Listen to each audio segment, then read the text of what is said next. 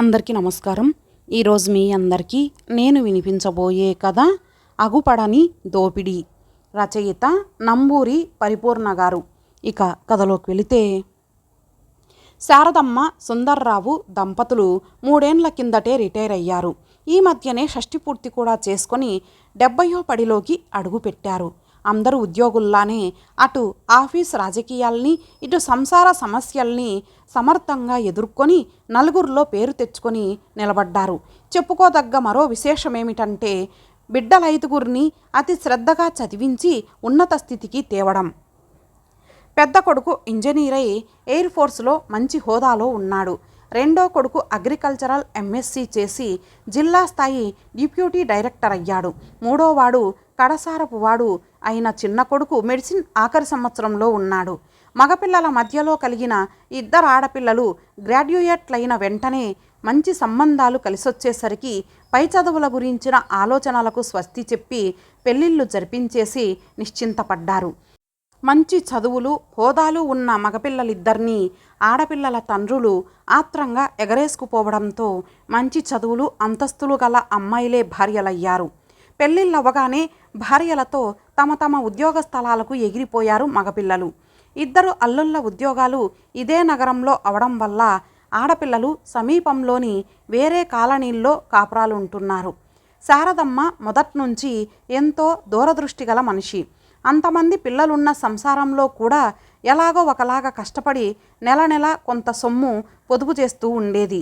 దాన్ని రకరకాల డిపాజిట్లలో మదుపు పెట్టి పెంచుతూ ఉండేది. దంపతులిద్దరూ 20 సంవత్సరాల సర్వీసు పూర్తి చేసేసరికల్లా సకల సౌకర్యాలతో సొంత ఇల్లు ఏర్పడ్డానికి పూర్తిగా ఆమె కృషి పట్టుదలలే కారణమనక తప్పదు. రిటైర్ అయ్యాక ఇద్దరికీ వచ్చిన బెనిఫిట్స్తో మళ్ళీ మరో ఇంటిని చక్కని ప్లాన్తో కట్టించుకున్నారు. ఈ ఇల్లు మొదటి దానికన్నా అందంలోనూ ఆధునికతలోనూ మిన్న. ఇంటి ముంగిట్లోని విశాల ఆవరణలో అందాల పూదోటను పెంచారు. చుట్టూ వేసిన రకరకాల వృక్షాలు స్వచ్ఛమైన గాలుల్ని సదా చల్లగా హాయిగా అందిస్తుంటాయి. తెల్లవారేటప్పటికి కొత్త కొత్త పూలను అలంకరించుకున్న మొక్కలు పకపకా నవ్వుతూ స్వాగతం పలుకుతుంటాయి. ఇంత హాయైన గృహ వాతావరణం అరుదుగా లభిస్తుంది అంటారందరూ. ఉద్యోగాలన్నాక పరాయి ప్రదేశాల్లో కిరాయి ఇళ్లల్లో ఇబ్బంది పడుతూ అసంతృప్తిగా కాలం గడపక తప్పకపోయినా కనీసం రిటైర్మెంట్ తర్వాతైనా సొంత ఇంట్లో కాస్త సౌకర్యంగా బ్రతకగలిగితే అదో పెద్ద తృప్తి, మనసుకు నిశ్చింత. ఈ దృష్ట్యా 1-2 సొంత ఇల్లున్న శారద సుందర్రావులు అదృష్టవంతులే మరి. పైగా రూపాయి కోసం ఎవరి మీద ఆధారపడాల్సిన పని లేదు. అంచేతనే ఇరుగు పొరుగు వారి చేత పుణ్యదంపతులు, కడుపు చల్లని వాళ్ళు అనే ప్రశంసల్ని తరచుగా పొందగలుగుతున్నారు ఇద్దరు. 40 ఏళ్ల సహజీవనంలో ఇద్దరి మధ్య కలతలు కల్లోలాలు అనేక మార్లు వచ్చి ఉండడం సహజమే. కానీ ప్రస్తుతం ఇద్దరిది పరిపక్వ దశ. స్పర్ధలకు సంఘర్షణలకు ఆస్కారం లేకుండా గత జీవిత మధురానుభూతుల్ని నెమరు వేసుకుంటూ ఒకరికొకరై బ్రతికే సావకాశం ఇప్పుడున్నంతగా మరెప్పుడూ ఉండదు. మన దేశపు మగవాళ్ళంత మంచివాళ్ళు మరే దేశంలోనూ ఉండరేమో. తమ భార్యలు మామూలు గృహిణులే అవని, తమతో పాటు ఉద్యోగాలు చేసేవారే అవని, ఎలా ఏ పరిస్థితిలో ఉన్నా గృహాధిపత్యం మొత్తం వాళ్ళకే అప్పగిస్తారు తప్ప తామే తీసుకుందామని ఎన్నడూ ఆశించరు. ఇంటిని, ముఖ్యంగా వంటింటి సామ్రాజ్యాన్ని ఆడవాళ్లకు అప్పగించి తాము నిమిత్త మాత్రులమైనట్టు బయటికి తప్పుకొని ఆ లోకంలో నిశ్చింతగా సరదాగా గడిపి బుద్ధి పుట్టినప్పుడెప్పుడో తిరిగి గూటికి చేరుతుంటాడు. ఉద్యోగ కాలపరిమితి పూర్తవ్వగానే మగవారే కానీ ఆడవారే కానీ రిటైర్ అవ్వటం నిజమే. అయితే ఆడ ఉద్యోగుల విషయంలో అది అర్ధసత్యమే.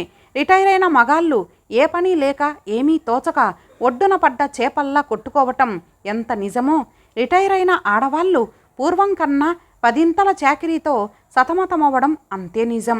ఆఫీసు ఉద్యోగం దయతో వీళ్ళని వదిలేసినా గృహోద్యోగం మాత్రం చివరి వరకు పట్టుకు వదలదే. సెలవులా లీవులా around the clock duty. Retired భర్త గుడిలో దేవుడు, రిటైర్ అయిన ఆయన భార్య పూజారిని. ఆ దేవుడి సేవలతో పాటు అతిథి అభ్యాగతుల సేవా సత్కారాలు, పుట్టిళ్ళకొచ్చి వెళ్ళే కూతుళ్ళ అల్లుళ్ళ మర్యాద మన్ననలు అన్నీ ఆమె చేతుల మీదుగానే జరగాలాయే. ఇంటి ఇల్లాలుది మామూలు స్థానమా, గొప్ప ప్రముఖమైనదాయే. రిటైర్ అయిన శారదమ్మకు ఇలాంటి రకరకాల బాధ్యతలు చుట్టుకోవడంతో తట్టుకోలేకపోతోంది. అనుక్షణం ఏదో ఒక పని, అలసట, నీరసం. ఉద్యోగంలో ఉన్నప్పుడే బాగుంది పరిస్థితి. ఆది నుంచి సుందర్రావు తామరాకు మీది నీటిబొట్టే. ఆయనది సొంత ప్రాణం, సొంత జీవితం. దాన్నుంచి సాధ్యమైనంత ఎక్కువ సుఖాన్ని పిండుకోగలిగాడు. ప్రతిరోజు ఆఫీస్ అవ్వగానే మిత్రుల మధ్యలో వాలేవాడు. వాళ్లతో కలిసి క్లబ్బుల్లో, మందు పార్టీల్లో మునిగి తేలి ఏ నడిరేయికో స్పృహలేని స్థితిలో ఇంటికి చేరేవాడు. రిటైర్ అయినంత మాత్రాన 3.5 దశాబ్దాల అలవాట్ల నుంచి ఎలా బయటపడగలదు? పగలు ఎలాగో గడుస్తుంది, రాత్రవుతుంటే మాత్రం జిహ్వ పీకుతుంది. తప్పనిసరిగా మందు పడాలి, అది స్నేహితులతో కలిసి. ఒక్కడే ఒంటరిగా పుచ్చుకుంటే రుచాపచా, అసలు మజా ఏముంటుంది అందులో? పాత మిత్రులంతా ఇప్పుడు నెమ్మదిగా ఇంటికి వస్తున్నారు. కబుర్లతో, జోకులతో, చీర్సుతో సాయంత్రాలు కోలాహలంగా గడుస్తున్నాయి. అంతులేని చర్చలు, రాజకీయాలు, వివిధ మత సిద్ధాంతాలు, ఇజాలు, వేదాంత రహస్యాలు అన్నీ జోరుగా చర్చించబడుతున్నాయి. నాగా అనేది లేకుండా ప్రతిరోజు అతిథి మర్యాదలు చేయాల్సిన స్థితిలో పడింది శారదమ్మ. ఎంత ప్రొద్దుపోతున్నా సమావేశాలు ముగింపునకు రావాయే. అంతా వెడితే కానీ మేనువాల్చే వీలుండదాయే. ఇదంతా శారదమ్మకు మహా చిరాకు. తప్పనిసరి తద్దినం అనుకొని సరిపెట్టుకునేది. రోజు ఇంటి నిండా ఈ జనమేమిటి? ఎన్నాళ్ళు ఇలా సాగిస్తారు? ఈ పెద్దతనంలో పెందలాడే ఇంత తిని పడుకునే యోగం లేదా మనకు? అంది ఒకనాడు శారదమ్మ. నా స్నేహితులతో సంతోషంగా నేను గడపడం మొదట్నుంచి నీకు గిట్టదు. అలా అసూయతో కుమలకపోతే చివరి రోజుల్లోనైనా కాస్త ఆనందంగా గడపనివ్వకూడదా అంటూ ఇంతెత్తున లేచి ఆమె నోరు మూయించాడు సుందర్రావు. 62 శారదమ్మకు శక్తి సన్నగిల్లుతూ, ఓపిక తగ్గిపోతూ, పనులంటే భయం పట్టుకుంటోంది. ఇంక తన వల్ల కాదని ఇంటి పని, వంట పని చేయగలిగిన ఫుల్ టైం మెయిడ్ని కుదుర్చుకుంది. కానీ పనిలో చేరిన 3 నాళ్ళకే మానేసి వెళ్ళిపోయింది. ఎంతో ప్రయత్నించి మరో అమ్మాయిని పెట్టుకుంది. తను అంతే. 10 రోజుల తర్వాత డుమ్మా కొట్టేసింది. కారణం సుందర్రావు ధాటే, వాళ్లపై ఆయన జరిపే దాడి. ఆయనలో వయసుతో పోటీ పడుతూ పెరుగుతోంది రసికత. ఎంతో చిత్రంగా, మామూలుగా వయసులో ఉన్న ఆడపిల్లలే పనులకొస్తుంటారు. వాళ్ళు సుందర్రావు కళ్ళకి లేత గులాబీల్లా, తీపి జిలేబిల్లా కనబడుతుంటే ఏం చేసేట్టు? తినేసేటట్టు చూస్తూ వాళ్ళ అవయవాల్ని ఏదో సాకుతో ముట్టుకోకపోతే నిలవలేకపోతున్నాడు. క్రమంగా వాళ్ళని కబుర్లలోకి దింపి తమాషాగా జోకులేస్తూ నవ్విస్తుంటాడు. ఆ నవ్వుల్లో మునిగి అయ్యగారి ఇచ్చే చనువుకు మురిసిపోతూ అమ్మగారి మాట పెడజెవిన పెడుతుంటారు వాళ్ళు. సినిమాకని, గాజులకని అయ్యగారు అడపాదడపా డబ్బులు ఇస్తుంటే పనులు పక్కన పెట్టి ఆయనతో ఆటలాడక ఏం చేస్తారు? ఆ స్థితిలో శారదమ్మకి భర్తతో ఘర్షణ పడక ఎలా తప్పుతుంది? పని మనిషి మీద కేకలెయ్యకుండా ఎలా ఊరుకుంటుంది?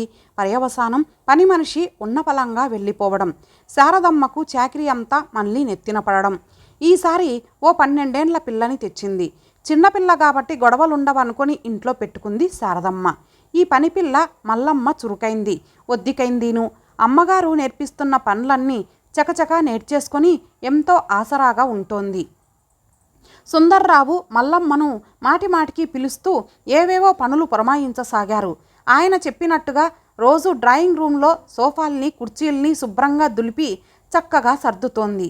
అక్కడికక్కడ పడి ఉన్న పుస్తకాల్ని, పేపర్లను దొంతర్లుగా పెడుతోంది. అయ్యగారికి సిగరెట్లు కొని తెస్తోంది. యాష్ట్రే శుభ్రం చేసి పెడుతోంది.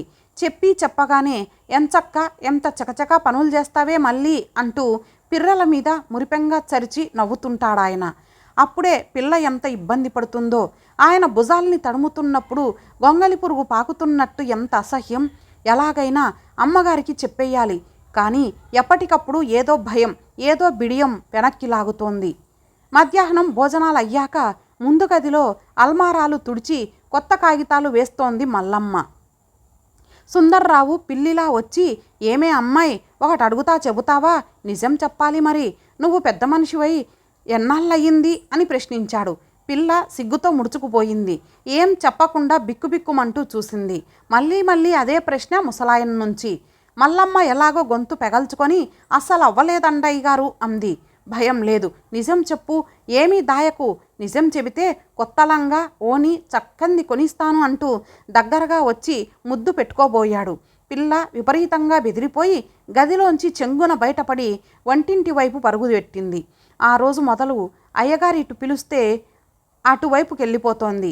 ఆయన పిలుపుల్ని అసలు విననట్టుగానే నటిస్తోంది. వేలడంత ముండ తనను అసలు ఖాతరు చేయడం లేదే. కడుపు మండిపోతున్న సుందర్రావు దాన్ని వంచే అదును కోసం ఎదురు చూస్తూ ఓ రోజు సాయంత్రం, శారద దాహంగా ఉంది, వాటర్ బాటిలు గ్లాసు పిల్లతో ఇలా పంపు అని కేక వేశాడు ముందు గదిలోంచి. ఫ్రిజ్ వాటర్తో బెదురుతూ వచ్చింది మల్లమ్మ. ఏమే, పిలిస్తే రావడమే లేదేం? అమ్మగారిని తప్ప మరెవరిని లెక్క చేయవా? నీళ్లు బాగా వంటబట్టాయా? ఎంత పొగరే నీకు అంటూ చాచి చెంప మీద కొట్టాడు. కోపం ఇంకా తీరక వీపు మీద గుద్దేస్తుంటే మల్లమ్మ కేకలు పెట్టి ఏడుస్తోంది. కునుకుబడుతున్న శారదమ్మకి భల్లున మెలకువ వచ్చి ముందు గదిలోకి పరుగున వచ్చి పిల్లను ముసలాయన్ నుంచి యువతలకు లాగి వంటింట్లోకి తీసుకొచ్చేసింది. బాగా ఓదార్చి బ్రతిమాలి వేడివేడి కాఫీ తాగించింది. తర్వాత గుచ్చిగుచ్చి అడిగింది. అప్పుడు అసలు సంగతి చెప్పింది మల్లమ్మ.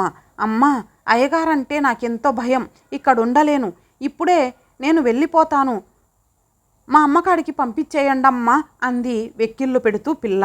పనివాళ్ళు నచ్చనప్పుడు మాన్పించి పంపించేయాలి కానీ తిట్టి కొట్టే అధికారం ఎందుకుంటుంది మనకు అని భర్తను నిగ్గదీసిన శారదమ్మకు అసలు వాళ్ళు నా మాట వినకుండా చేస్తున్నది నువ్వు, నీ మాటే వింటూ నీ చెప్పు చేతల్లోనే ఉండేలా తర్ఫీదిస్తూ పైగా నీతులు బోధిస్తున్నావా అంటూ అరుస్తూ జవాబిచ్చాడు. ముసుగుల గుద్దులాటలెందుకిక, అసలు సంగతి అడక్క తప్పదు. ఈ పిల్ల మన పెద్దమ్మాయి కూతురి కన్నా చిన్నది కదా, ఈ పసిదాన్ని ఎందుకు వేధించడం? అది రజస్వల అయ్యిందో కాలేదో మీకెందుకు ఆరాలు? ఇప్పటికి కూడా బుద్ధి పెడదారులు తొక్కక మానదా? మీ దొంగ చేష్టల్ని కాదన్నదని ఇష్టం వచ్చినట్టు కొట్టేస్తారా? చీత్కరించింది శారదమ్మ. సంగతి బయటపడడంతో సమర్థించుకునే అవకాశం లేకపోయింది సుందర్రావుకు.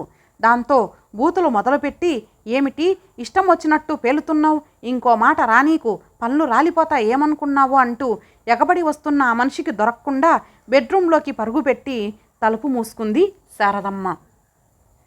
ఇంతటితో ఈ భాగం సమాప్తం. మరలా మరొక భాగంతో కలుద్దాం. అంతవరకు సెలవు. నమస్తే.